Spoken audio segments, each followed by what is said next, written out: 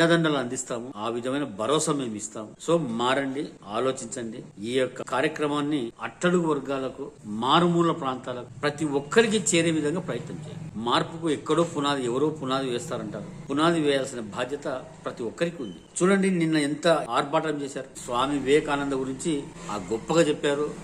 ఆయన మహానుభావుడు అని చెప్పారు.